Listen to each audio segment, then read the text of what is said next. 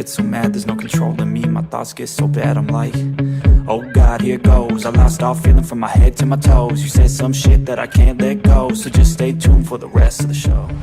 Welcome to a very special, I keep saying very special episode, of course all my episodes are very special. It's What If. We are live at the Peerless-AV showcase in the a bit of a cloudy, rainy Lords today, but still buzzing. You can hear the show floor. It's day 2 and there's still a steady flow of people coming and going, so that's really nice to see. And I've just dragged someone off the show floor, very, very, very busy person indeed, because we're going to call this the mashup.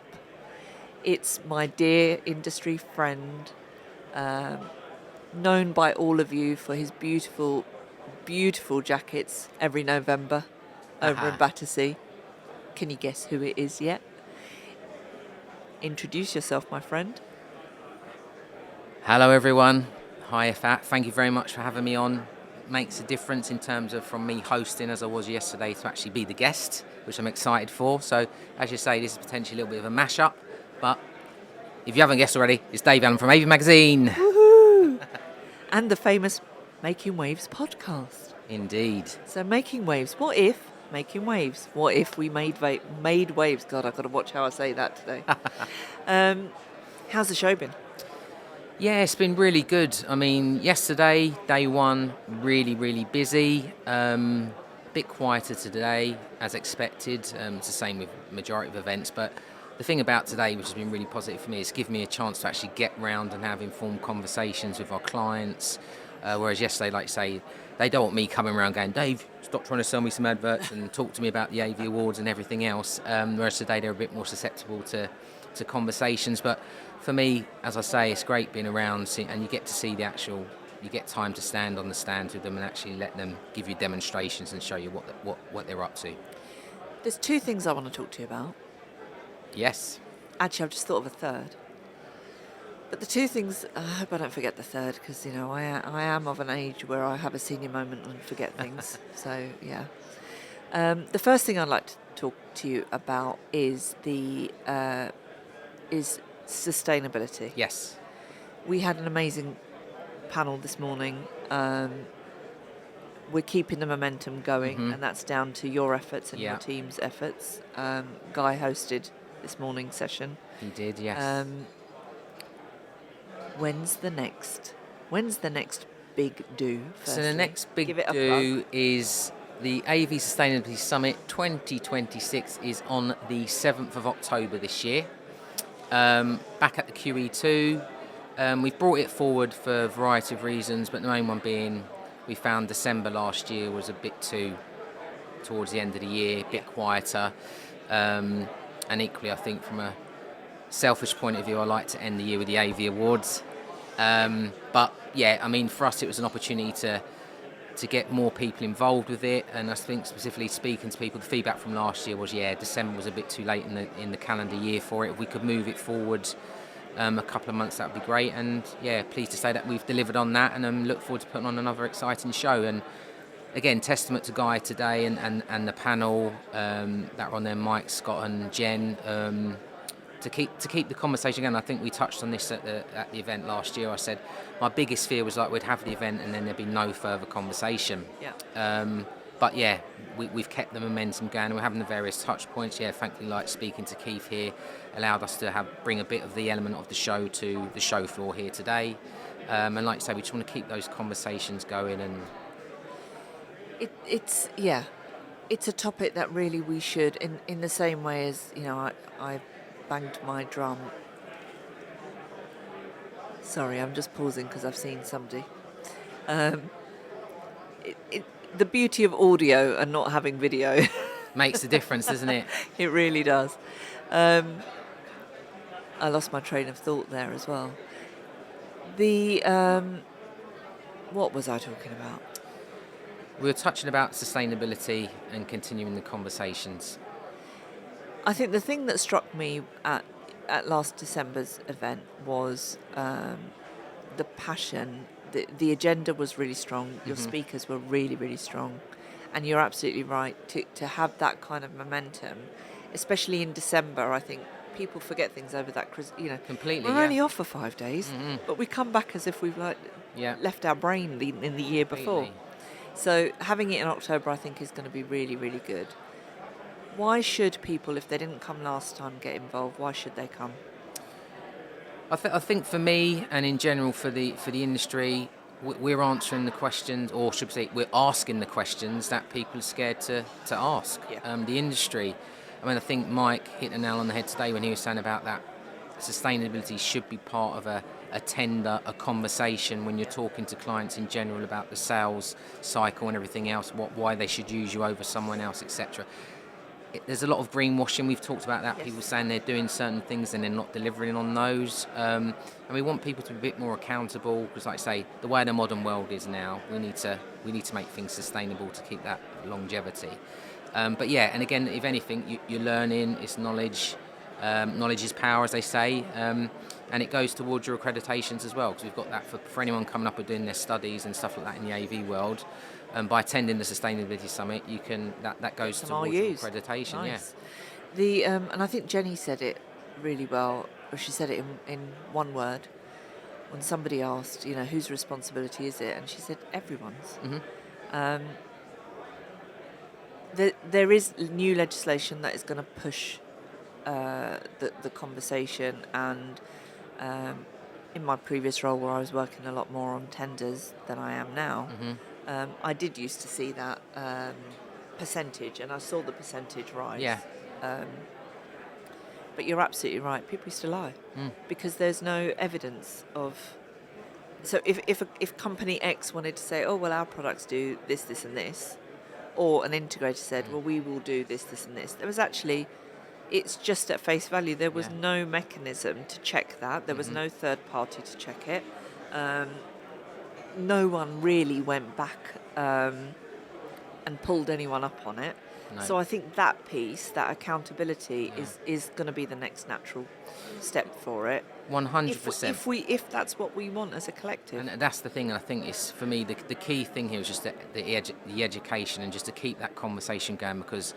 Again, it's not just one person's responsibility, it's everyone's, but you see more and more organisations now, companies that we work with are having head of ESGs, head of sustainability, whatever title they want to put on it, but because they see it as fundamental to their business. Yep. One of the shocking things I've discovered recently is a lot of conversations I've been having with clients is that a lot of the sales teams, like I say, when they're doing their tenders and having a conversation, they're not even mentioning the word sustainability within that.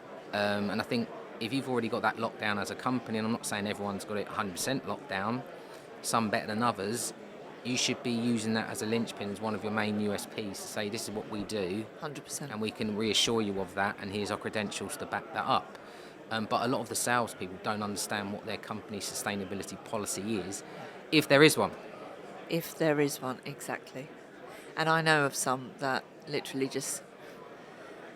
I've heard someone tell me they literally Google policy, copy, paste, stick it in a folder. Oh, we've got a policy. No one reads it. No one shares it. No one knows what it is. And it's a similar thing on the equity, the diversity piece as well. And that sense of, and I think what you've done really well, and that really stood out at the summit last year, was that sense of community that you're building. So having that momentum is excellent. Which, my second point. Yes, go on. AV Awards. Yes. What, if someone is thinking about entering, is it too late, firstly? No, it's not. Never too late. Well, obviously there is a time where there is a cut-off, but no. Like every year, and my internal closer probably tell me off for saying this, but we always have the deadline in middle of June. What happens in mid-June? Infocom. So the deadline is around that time. There will likely be some flexibility for obvious reasons, because I appreciate there's certain clients who are not just doing one entry, they're doing 3, 4, 5. We've got certain agencies that I speak to who are doing 14, 15 on behalf of their clients. So we've got to give people the time and attention that they deserve to get the entry right, to get it in, to do the due diligence and everything else, and make sure they've ticked every box. Because one of the things we've talked about there, sustainability, diversity, inclusion. One of the key talking points or slip-ups, should I say, when people are doing the judging process and they're through to the presentation stage, you're going to get asked these questions. Yeah. And it amazes me at times when people are sitting there doing their presentation and they're like, what? Don't know. I honestly don't know. Is that because So be they put prepared. the wrong people up for the presentation? Yeah, I think it's a complete combination of both, and I don't want to do anyone a disservice here. I mean, they're there to do a job. Some of the presentations, if not all of them, they are tough because the judges really do grill you. Of course.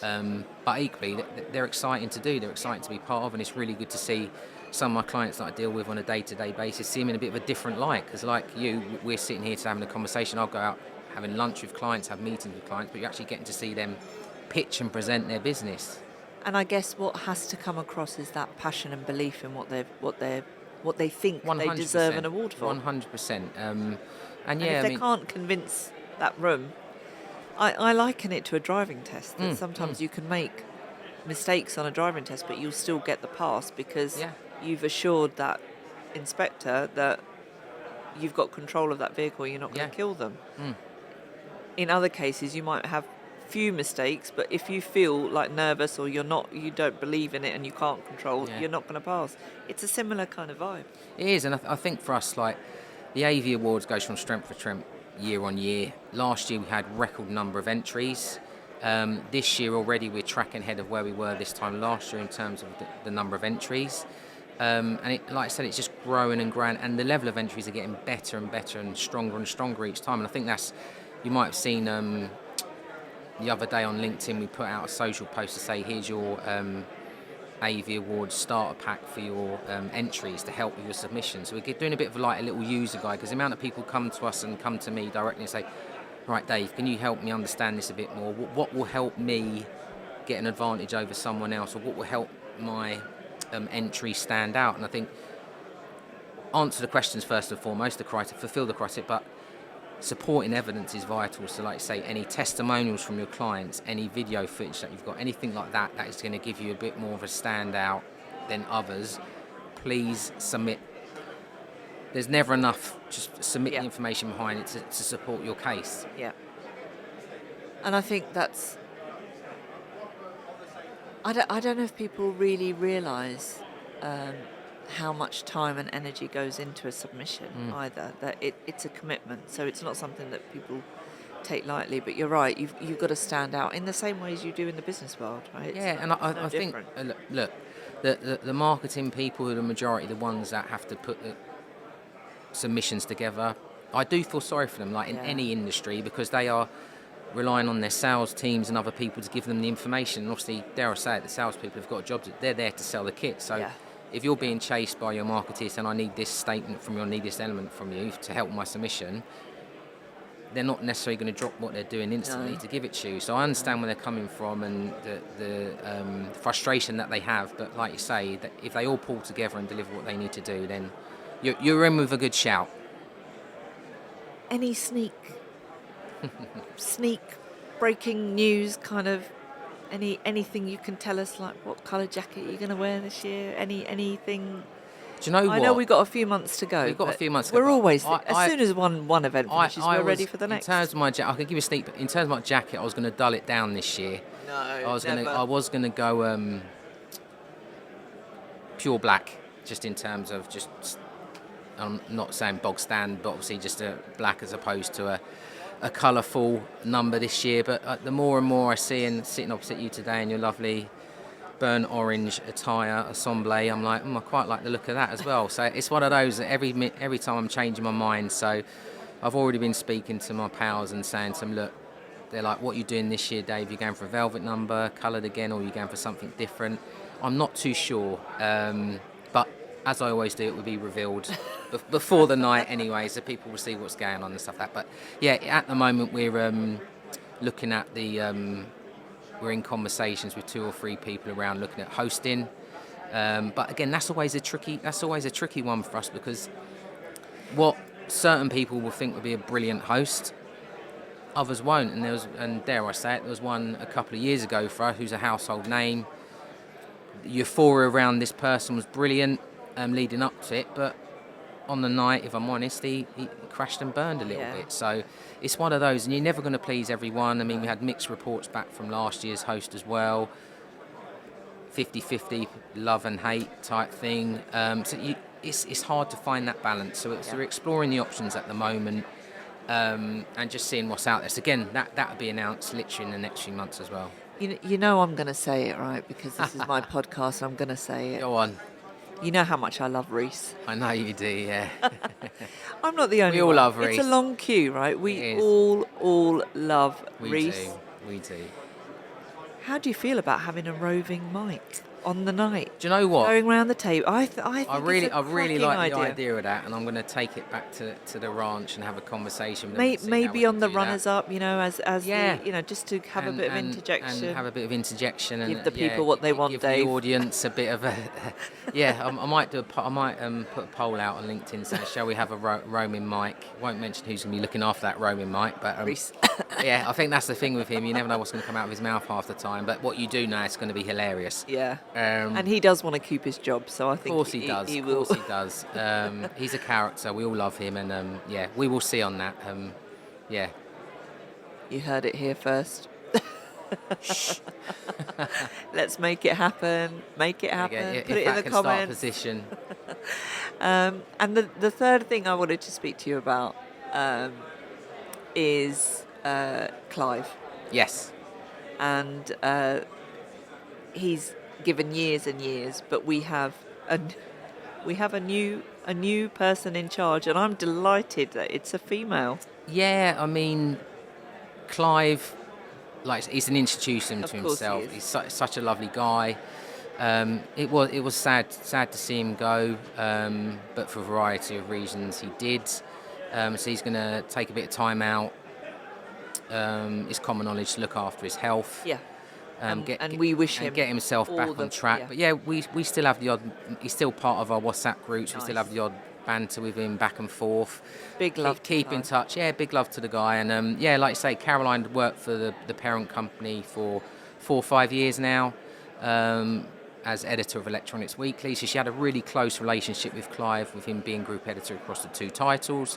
And yeah, so she stepped up to the plate, got promotion, taken it on board, and yeah, I mean, it was lovely to meet her the other yeah, night as well. I won't speak too much on her behalf, should I say? But yeah, I mean, she's got some good ideas, good visions. Wants to get stuck into the industry. Yeah. Wants to attend all the events, providing they don't clash with her existing commitments. Hence, she couldn't be here today. But she's really looking forward to Infocom. She's really excited about that, getting out and about, seeing people. But yeah, I mean, she's lovely, and like I say, I look forward to working with her moving forward, as does the rest of the team. And I'm over the moon that it's a woman in charge.